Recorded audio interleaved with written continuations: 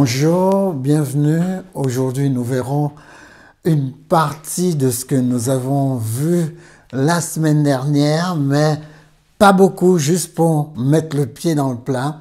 Hier soir, nous avons eu la joie d'être ensemble. Nous n'étions pas nombreux, mais nous avons pu commencer notre étude sur le royaume de Dieu. Nous avons commencé notre étude en mettant les bases. On a mis quelques bases. On aura l'occasion de mettre d'autres bases. Mais surtout, sachez que cette étude, c'est une étude dynamique. C'est une étude qui va nous permettre de pouvoir savoir réellement ce que Jésus voulait. Et quand Jésus parle du royaume des cieux, de quoi il parle? Quand il parle des fois il dit royaume des cieux, des fois dans certains chapitres comme Luc, il dit royaume de Dieu. Mais c'est exactement la même chose parce qu'ils reprennent les mêmes phrases, mais surtout pour montrer que nous avons une manière à vivre. C'est vrai qu'une personne me faisait la remarque, on n'a pas beaucoup de confessions qui parlent comme ça.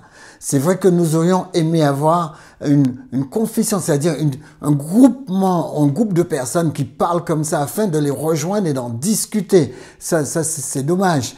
C'est vrai que je sois en Guadeloupe, que je sois en Martinique, que je sois ici, on ne peut pas être partout en même temps. Et c'est vrai que nous avons la joie de pouvoir échanger là-dessus. Maintenant, c'est vrai que il y a quelque chose qui tenaille les gens, c'est l'esprit de communauté, parce que c'est vrai que Dieu nous demande d'être son temple et de pouvoir nous rassembler pour l'adorer, l'assemblée de Dieu.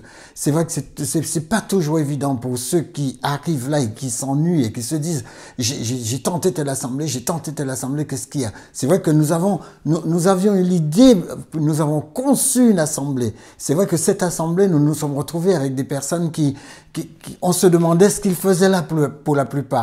Et c'est vrai que tout le monde a fini par se lasser parce qu'ils n'étaient pas dans la même dynamique. Donc, cette dynamique de pouvoir construire sa vie, c'est pas une dynamique qui a donné à tout le monde, parce que dans la parabole du semeur, on nous dit que seulement un quart des personnes qui recevront la semence, un quart. Vous vous rendez compte, 25% des personnes qui vont recevoir ce message vont l'adapter et en vivre réellement, parce que le vécu du royaume des cieux, vous savez, il dit dans le royaume des cieux, Dieu n'a pas besoin de gens qui s'inquiètent.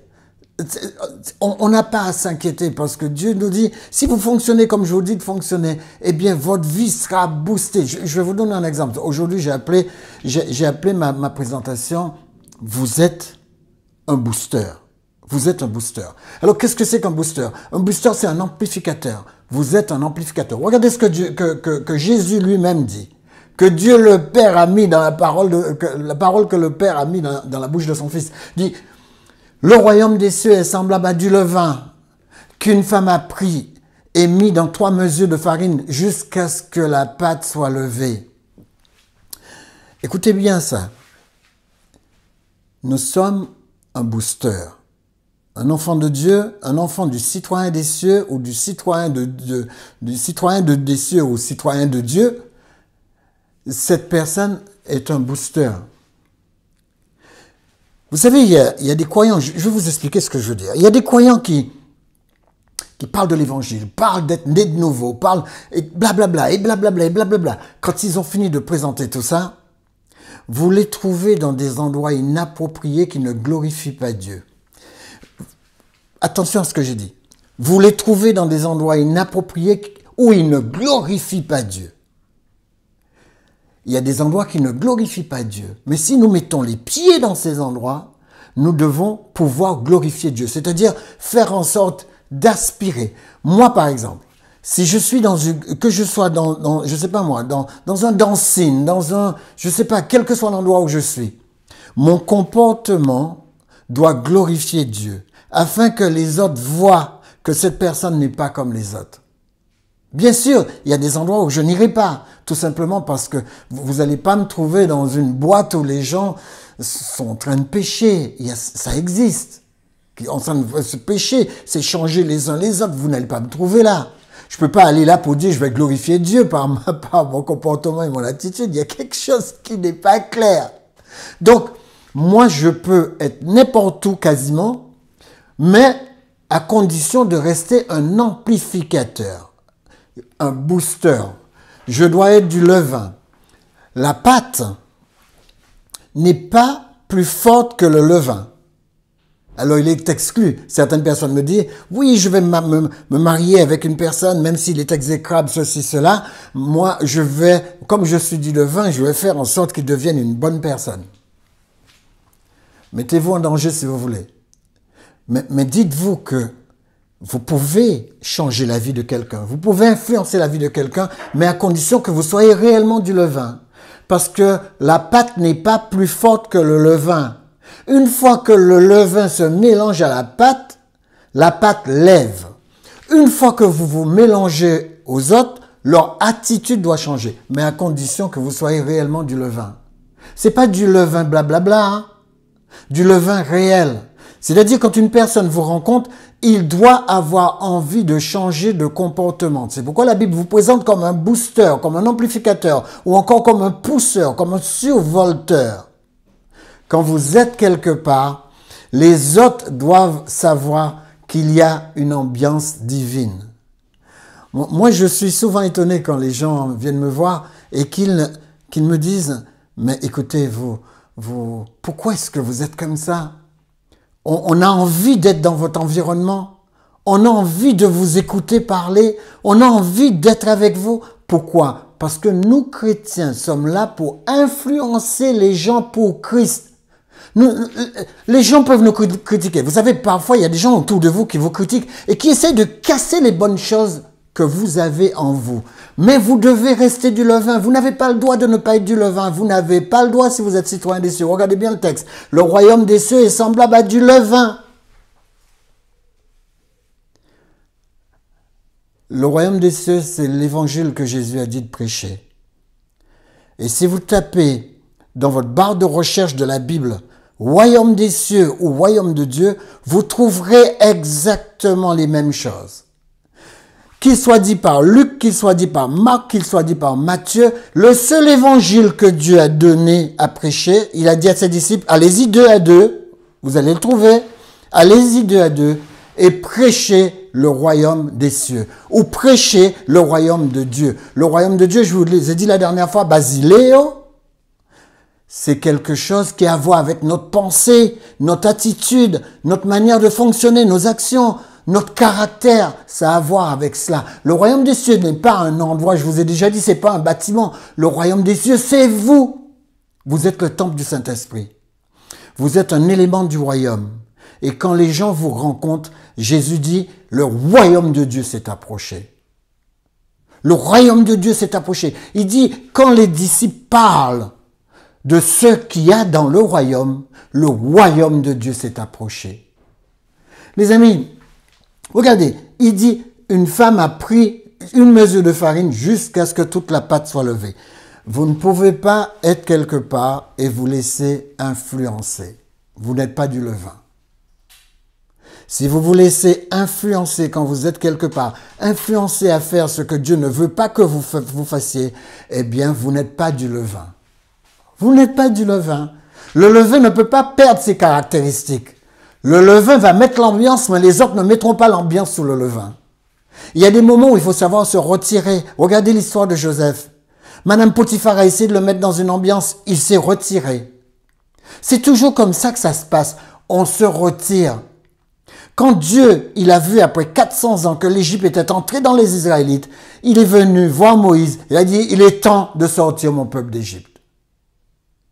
Parce que vous pouvez vous faire influencer. Les amis, restez un amplificateur si vous voulez être un citoyen des cieux. Restez un pousseur si vous voulez être un enfant de Dieu. Restez un sous-volteur si vous voulez appartenir à Christ. Première caractéristique majeure. Rappelez-vous, la Bible dit, maintenant 3 choses demeurent. 1 Corinthiens 13, 13. Maintenant 3 choses demeurent. La foi, l'espérance et l'amour. Mais la plus grande, c'est l'amour. Alors, je vais commencer par celui-là. Si vous êtes un booster, vous devez savoir aimer. Si vous êtes un booster, vous n'avez pas le choix. Une personne qui ne sait pas aimer ne s'aime pas. Une personne qui ne sait pas aimer n'aime pas les autres. Et il faut qu'il fasse attention au paradoxe. Ne pas aimer les autres au-dessus de lui. Donc il faut mettre l'amour à sa place. Mettre l'amour à la bonne place. Pour ceux qui aiment le grec, le mot grec que nous trouvons, c'est philéo, qui a donné philène. Les amis, c'est aimer dans le sens d'approuver, approuver ce qui plaît, plaire, d'accord? Dans le sens de sanction, parce que j'aime, je vais dire ça c'est bon, ça c'est pas bon, je sanctionne en fonction de mes caractéristiques d'enfant de Dieu. Si je sais que Dieu dit de ne pas faire quelque chose, je ne peux pas le faire parce que je suis en train de toucher à la gloire de Dieu. Je ne peux pas toucher à la gloire de Dieu si je suis un enfant de Dieu. Je dois booster la gloire de Dieu. Je dois survolter la gloire de Dieu. Parce que la gloire de Dieu, c'est le travail de Dieu. La gloire de Dieu, c'est la présence de Dieu. Là où Dieu est, il se passe quelque chose. Donc, traiter affectueusement ou avec bonté, accueillir, traiter une personne en ami, ça, c'est philéo ou philéo. Ça, c'est le verbe grec. Maintenant, agapao, c'est le deuxième, qui va un cran plus haut. C'est montrer des signes d'amour. Montrer des signes d'amour. Distiller de l'amour. Faire en sorte de donner de l'amour. Donc, l'amour, je sais ce que c'est, la agapao a quelque chose de spécifique parce qu'il est sur 4 phases. D'abord, amour divin. Amour divin, c'est aimer les gens sans leur poser de conditions. Dieu ne pose pas des conditions à son amour. Son amour est inconditionnel. Mais inconditionnel où? Au niveau des émotions? Non, non, non, non, non, non. L'amour de Dieu est inconditionnel quant au choix. Vous voyez, par exemple, moi, si je suis un enfant de Dieu, je dois être inconditionnel quant à mes choix. Moi, j'aime mon conjoint et mon conjoint, je l'aime une fois pour toutes. C'est ça, agapao. Être inconditionnel par rapport à mon choix. Une fois que je l'ai choisi, quel que soit ce qui se passe en face, qu'elle puisse passer un rouleau compresseur sur moi, il n'y a pas de problème. Je l'aime une fois pour toutes. C'est ça, agapao. Deuxième phase. L'amour divin, donc. Et deuxième, c'est amour fraternel. Je ne peux pas traiter mon conjoint moins que je traite mes propres frères et sœurs. C'est ça l'amour fraternel. Être fraternel envers son conjoint. Le troisième, alors amour fraternel, amour propre. C'est-à-dire parce que j'aime cette personne, je vais toujours me mettre dans des conditions pour que je ne sois pas abject à cette personne. Conditions de propreté, conditions de bonne santé, conditions d'entretenir mon corps de manière à pouvoir rester à ses côtés et la protéger. Ça, c'est de l'amour propre. Une personne qui dirait à quelqu'un « je t'aime » et qui est toujours souillon, ça ne passe pas parce qu'il va incommoder la personne qu'il aime. D'accord? Ça, c'est de l'amour propre. Et le quatrième, c'est l'amour érotique.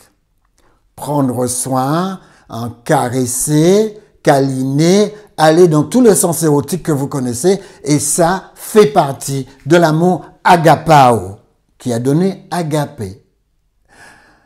Il y a aussi l'hébreu. Le mot hébreu, c'est ahav. Alors, le mot ahav, il est vraiment puissant. Le mot ahav signifie donner. Donner, donner, donner jusqu'à se donner. Savez-vous la différence? Donner, donner jusqu'à se donner. L'amour ahav n'est pas un amour radin. L'amour ahav n'est pas radin.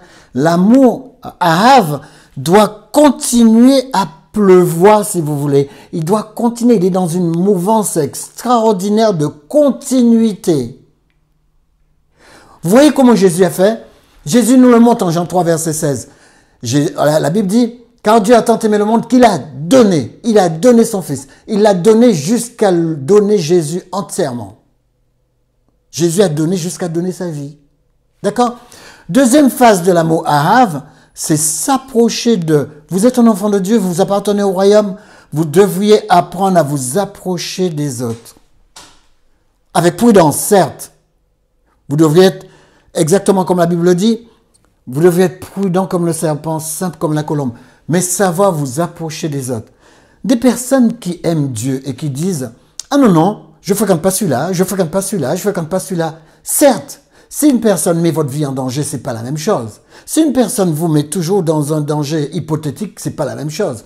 Je ne parle pas de ça, mais je parle des enfants de Dieu qui sont dans le monde là et que nous devons être des ambassadeurs pour pouvoir nous approcher d'eux. Certaines personnes disent de se retirer du monde. C'est complètement anti-biblique de se retirer du monde. Lisez la prière de Jésus en Jean chapitre 17. Il dit « Je ne te prie pas de les ôter du monde, mais de les préserver du mal. » Donc savoir s'approcher d'eux. Aimer, c'est s'approcher de l'autre. Aimer, c'est s'intéresser à l'autre. D'accord? Et aimer, enfin, c'est faire en sorte que l'autre soit précieux. L'autre, c'est un enfant de Dieu, quelle que soit sa couleur. L'autre, c'est un enfant de Dieu. Quelles que soient ses habitudes, quelles que soient ses attitudes. Peut-être qu'il ne sait pas tout ce que vous savez. Mais quelle que soit cette attitude, faites en sorte que la personne fasse ressortir sa préciosité. Et vous-même, sortez votre préciosité pour pouvoir influencer les autres pour Christ. J'aime bien cet adage, ne force jamais quelqu'un à te faire une place dans sa vie, ni dans son cœur. Si la personne connaît ta valeur, il va automatiquement créer une place dans son cœur pour toi. Les amis, il y a une valse que j'appelle la valse des romantiques. Ce sont des gens qui essaient de construire une relation avec une autre personne sans chercher leur entièreté d'abord. Ils disent, moi je vais chercher quelqu'un pour me compléter. La Bible ne semble pas aller dans ce sens. Je n'ai pas besoin de cette complétude. J'ai besoin d'une personne équilibrée qui soit déjà complète dans ma vie. Vous n'êtes pas là pour compléter quelqu'un. Votre relation ne sera qu'une tentative de vous compléter, mais une fausse tentative de vous compléter. Vous ne pouvez pas prendre quelqu'un pour vous compléter. Vous devriez être complet et rencontrer une personne complète. Si cette personne est déséquilibrée, si vous êtes déséquilibré, ça va créer une mauvaise relation. Soyez dans votre complétude.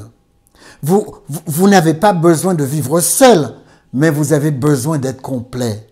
Et une fois que vous êtes complet, vous allez voir que les choses vont être beaucoup plus faciles que vous ne pensez. Moi je suis souvent attristé quand je rencontre des personnes d'un certain âge, 60 ans, 70 ans, et qui me disent « Oh, moi, je ne veux pas entendre parler de relations. » On sait tout de suite que cette personne n'est pas complète. Elle n'est pas complète. Elle a des frustrations. Quand vous lui posez la question, elle est bourrée de frustrations. Mais si vous êtes complet, si vous êtes dans votre complétude, si vous êtes, la Bible parle encore, il dit pas seulement complétude, il dit si vous êtes dans votre plénitude, il dit seul Christ peut remplir cette partie-là. Mais une fois que vous êtes dans votre complétude, vous savez que vous attirez les personnes qui sont autour de vous. Quand vous n'êtes pas dans votre complétude, vous n'avez pas besoin de dire « Oh, mais moi, je préfère vivre seul ». Vous n'avez pas besoin de dire ça, les gens vont vous laisser vivre seul. Mais quand vous êtes dans votre plénitude, vous savez, les gens vont vous rechercher, vont courir après vous, vont vous poursuivre. Les amis, si vous cherchez quelqu'un pour vous compléter, vous serez souvent en échec. Vous allez vivre une vie d'échec, une vie que vous n'aimez pas. D'accord ? Donc, personne n'a été créé pour vous compléter. Votre complétude ne dépend de personne sur la terre. Personne. Votre complétude, regardez, la Bible va plus loin. La complétude, c'est-à-dire avoir un caractère complet. Avoir une plénitude dans son caractère, dans ses caractéristiques. Plein pardon, plein amour, plein de bienveillance. Bien, vous comprenez ce que je veux dire? Être complet à chaque niveau de mon caractère. Personne ne peut faire ça à votre place. C'est une question de finitude, c'est une question d'intégralité, c'est une question d'achèvement. Si vous n'êtes pas dans votre complétude, vous n'êtes pas fini, vous êtes à moitié. Dieu veut des gens achevés, des gens dans leur intégralité, des gens chez qui il ne manque rien. Si vous voulez, des gens dans leur entièreté. Si vous êtes dans votre entièreté, on courra vous chercher. Moi, je me rappelle cette jeune fille qui me disait, écoutez, cette personne me plaît, mais j'ai discuté avec lui, sa tête est vide. Les amis, comment vous pouvez être bien musclé avec une tête vide? pas en 2024. On ne va pas chercher l'excuse que nos parents n'avaient pas les moyens pour nous envoyer à l'école. L'école est gratuite. Alors, ayez une tête bien pleine et vous allez voir, vous aurez plus de succès. Essayez de comprendre les choses. La Bible dit, acquérez de la connaissance. Acquérez compréhension sur compréhension. C'est dans la compréhension qu'on sait que vous avez la connaissance. Si vous dites que vous avez de la connaissance sans comprendre ce que vous êtes en train d'apprendre par cœur, eh bien ça aussi, c'est un échec. Les amis, avant toute amitié, cherchez à vous compléter. Cherchez à être entier. Cherchez à être intégral. Cherchez à être authentique. Cherchez à être originel. J'ai pas dit original. Cherchez à être originel. C'est-à-dire, cherchez à vous reconnecter à la source qui vous a mis sur cette planète. C'est ça, être originel. La seule complétude qui existe, nous concernant, vient de Dieu, de personne d'autre. C'est ça le royaume des cieux. Comprendre ces notions. Faites en sorte que vous soyez vraiment un citoyen des cieux avec votre agenda. Votre agenda, c'est l'agenda de Dieu, pas l'agenda de quelqu'un d'autre. Vous avez remarqué dans la société comment tout le monde pousse son agenda? Tout le monde pousse ce qu'il pense, même si ce qu'il pense est tordu. Des choses qui étaient dans notre chambre à coucher maintenant se retrouvent sur la voie publique. Les amis, non, non. Nous avons un agenda. Faire en sorte de vivre selon le sentier de Dieu, vivre selon la loi de Dieu, vivre selon les commandements de Dieu. C'est comme ça que nous pouvons le représenter dans notre complétude. Éphésiens 1, verset 16 à 23 nous dit « Dieu a tout mis sur ses pieds, sur les pieds du Christ, et il l'a donné comme chef suprême à l'Église, qui est son corps, la plénitude de celui qui remplit tout en tous. » C'est le seul à pouvoir rencontrer, si vous voulez, notre plénitude. C'est le seul à pouvoir parfaire ce que nous sommes.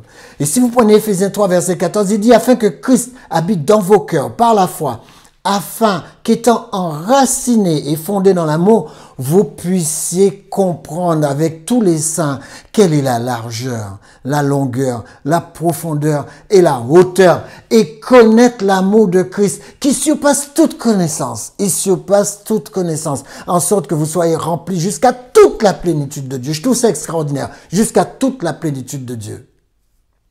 Quand je lis ça en anglais, ça me touche encore davantage. Il dit « Live full lives, full in the fullness of God ». Remplissez votre vie de la plénitude de Dieu.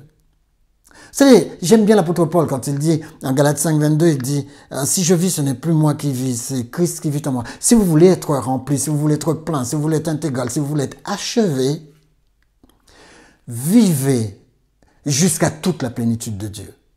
Les amis, c'est extraordinaire d'être rempli. D'être rempli, c'est le relationnel qui vous permet d'être en phase avec Dieu. Le texte, il montre que nous devons être émotionnellement en bonne santé. Nous devons faire attention à être psychologiquement en bonne santé. Il faut absolument que notre intellect soit en bonne santé. Lisez des livres, faites comme moi, lisez tous les jours. Lisez tous les jours, ne laissez pas passer une journée sans lire. Ne lisez pas que la Bible, vous avez bien remarqué comment il faut se parfaire. Lisez de bons livres, il y a tellement de bons livres. Ayez une bonne bibliothèque. Les amis, soyez aussi en bonne santé physique. Je répète, émotionnellement, soyez en bonne santé. Ne disjonctez pas, ne laissez pas la colère vous manger la vie, ne laissez pas la colère enlever votre paix, ne laissez pas l'angoisse vous détruire.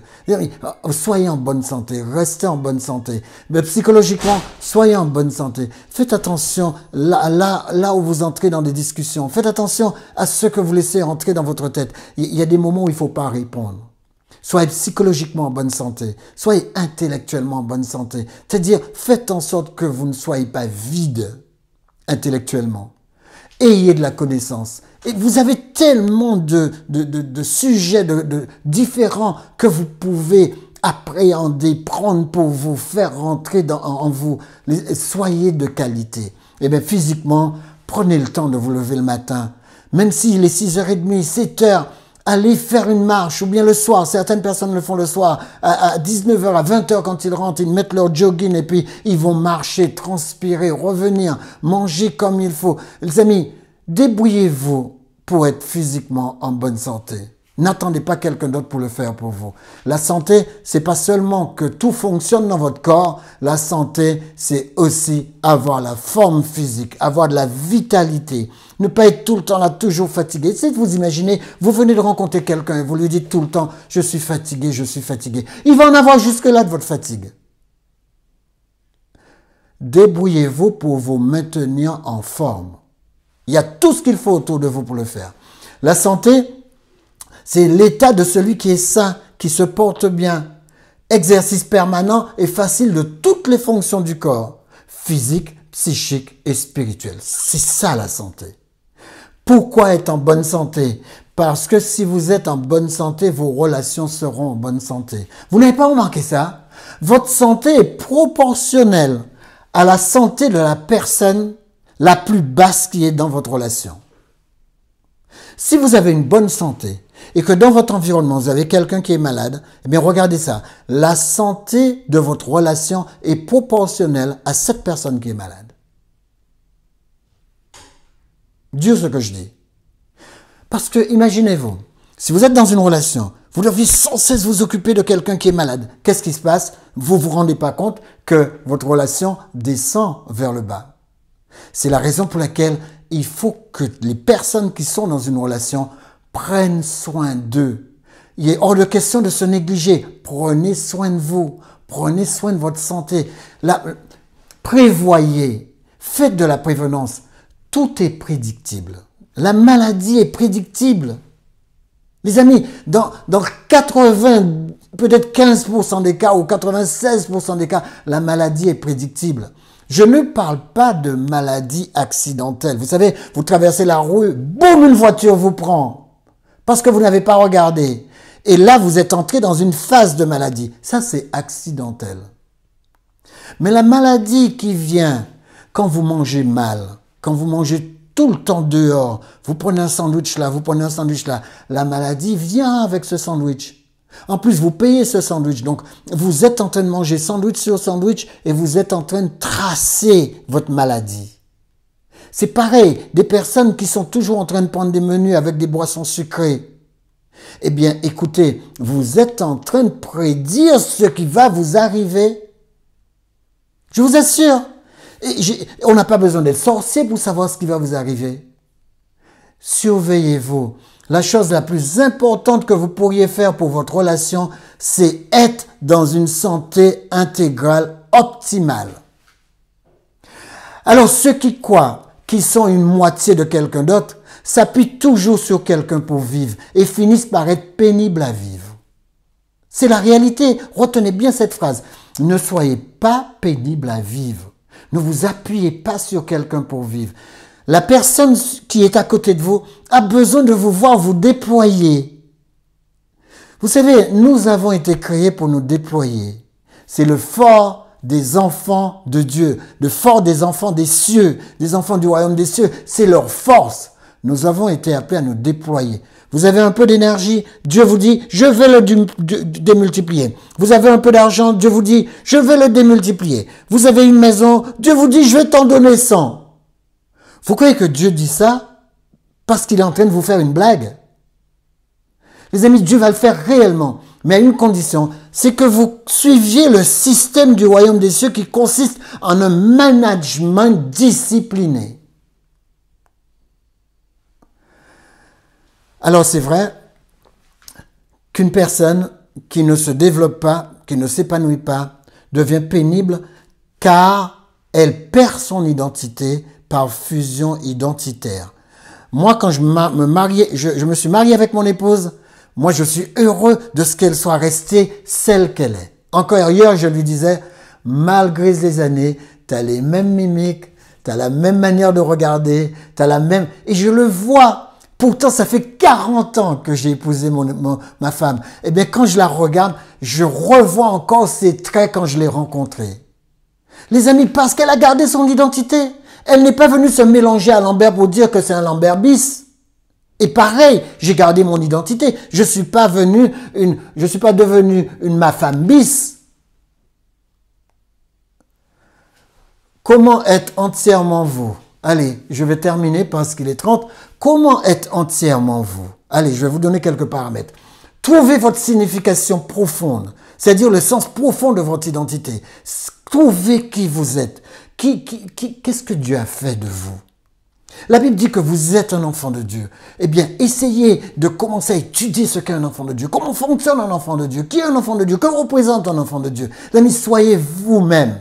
Je suis un enfant bien-aimé de Dieu. Et ça doit pouvoir me porter. Alors, comment être entièrement vous? Deuxièmement, ayez une authenticité inébranlable. Soyez vous-même. Ne laissez pas les gens vous changer. Soyez vous-même. Développez le vous que vous êtes. J'ai pas dit rester statique. Si vous restez statique, vous allez vous ennuyer et ennuyer les autres. Développez-vous sans cesse.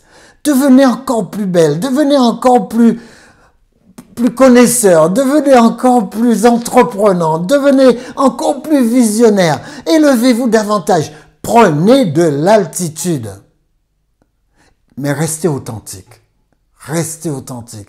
Matthieu 5, verset 37 dit que votre parole soit oui, oui, non, non. Ce qu'on y ajoute vient du malin. Les gens qui sont tout le temps en train de donner un tas d'explications. Essayez d'être clair dans ce que vous êtes. Regardez ce que dit le frère de Jésus. Jacques 5, 12. Avant toute chose, mes frères, ne jurez ni par le ciel, ni par la terre, ni par aucun autre serment, mais que votre oui soit oui et que votre non soit non, afin que vous ne tombiez pas sous le jugement de Dieu. Les amis, faites en sorte d'être vous-même. Soyez authentiquement ce que vous êtes. Vous savez, la plus grande maladie des personnes en mauvaise santé émotionnelle, c'est la maladie de plaire. On a tout le temps envie de plaire à quelqu'un. Pourquoi cette histoire? Pourquoi j'ai envie de plaire à quelqu'un? Non, j'ai envie de plaire à mon Dieu. C'est la seule et unique détermination de ma capacité à plaire. C'est qu'est-ce que Dieu pense de moi. C'est tout ce qui m'intéresse. Les amis, et vous savez, les autres vont vous aimer si Dieu pense quelque chose de bien de vous. Allez, soyez qui vous êtes. Soyez celui que vous êtes. Ne vous promenez pas sur des chemins qui ne vous mènent nulle part. Je vous ai déjà dit que des gens qui ne vont nulle part veulent tout le temps vous emmener avec eux. Des gens qui ne font rien. Ils veulent tout le temps que vous veniez leur donner un coup de main. Alors ne leur donnez pas un coup de main à rien faire. Ressaisissez-vous. Et rappelez-vous de ce texte d'Ésaïe. Tes oreilles entendront derrière toi la voix qui dira, voici le chemin. Dieu vous parlera toujours. Dieu sera derrière vous. Il va dire, c'est par là qu'il faut prendre. Ne prends pas par là, fais par là. Écoutez la voix qui vous parle. Car vous allez devoir vivre avec Dieu. Si Dieu ne vous parlait pas, vous iriez à droite ou vous iriez à gauche. Mais là, Dieu, en vous parlant, vous savez, vous entendez ce que Dieu vous dit. C'est pourquoi le matin, il faut se réveiller et prendre du temps avec Dieu. Parce que vous allez entendre de ce qui est écrit, vous allez entendre. Vous n'allez pas seulement voir ce qui est écrit, vous allez entendre ce que Dieu vous dit. Les amis, troisièmement, comment être entièrement vous? Ayez de l'amour pour vous. D'accord pour avoir de l'amour pour les autres, mais ayez d'abord de l'amour pour vous. Vous ne servirez jamais les autres si vous n'avez pas une bonne santé émotionnelle vis-à-vis de vous-même. Ne vous négligez pas. Ayez de l'amour propre. Si vous ne vous aimez pas, vous vous inquiéterez sans cesse de ce qu'on pense de vous. Apprenez à vous aimer. Apprenez à ne pas écouter ce qu'on pense de vous. Mais surtout, battez-vous pour être celui que Dieu a créé, celui que Dieu a fait de vous. Donnez un but à votre vie. Vous aurez la classe. Soyez vrai envers vous-même et envers Dieu. Ne trichez pas avec Dieu, vous ne pourrez pas le faire. Les amis, vous êtes sans limite, dit la Bible. Vous êtes sans limite. Vous êtes sans limite où? Dans votre potentiel. Vous êtes sans limite dans votre potentiel. Votre amour est sans limite, 1 Corinthiens 13, 13. Votre foi et votre espérance sont sans limite, 1 Corinthiens 13, 13. Voilà les choses qui sont sans limite en vous. Vous êtes sans limite, votre destination c'est la vie éternelle, vous êtes sans limite. Vous êtes sans limite parce que le potentiel que Dieu a mis en vous, si Dieu a mis en vous un potentiel de peindre, vous pouvez peindre tous les tableaux que vous voulez jusqu'à ce que vous quittez la planète. Donc votre potentiel est illimité. Votre amour aussi est sans limite. Vous pouvez aimer qui vous voulez et autant que vous voulez. Votre foi et votre espérance est sans limite. tout ce que vous penserez viendra à l'existence si vous restez sur votre foi, parce que c'est Dieu qui l'a dit, Matthieu 9, 29, et dit, il sera fait selon votre foi. Il sera fait selon votre foi. C'est votre foi qui prime. Les amis, battez-vous pour cela. Et rappelez-vous, allez toujours avec la force que vous avez. Nous, on se bat pour vous donner le maximum. Étudiez, revoyez ces vidéos. Cliquez, likez pour que d'autres personnes puissent voir ces vidéos. Faites un ministère. Ne passez pas regarder la vidéo comme ça. Prenez-la, téléchargez-la s'il le faut. Mais cliquez dessus pour que YouTube puisse nous permettre de pouvoir toucher encore plus de personnes. Les amis, soyez un enfant de Dieu, un missionnaire pour Dieu. Et rappelez-vous toujours, tout est réellement possible à celui qui croit. Que Dieu vous bénisse, que Dieu vous garde, que Dieu vous emmène le plus loin possible dans son élévation et que tout cela contribue à sa gloire. Éternel, notre Père Céleste, nous savons que tu vas bâtir notre histoire. Nous savons que tu vas construire qui nous sommes, que tu daignes nous diriger dans ta vision des choses, dans ta manière de vivre les choses et que tout cela soit pour ta gloire. Merci. À la semaine prochaine. Que Dieu vous bénisse, que Dieu vous garde et que Dieu vous construise.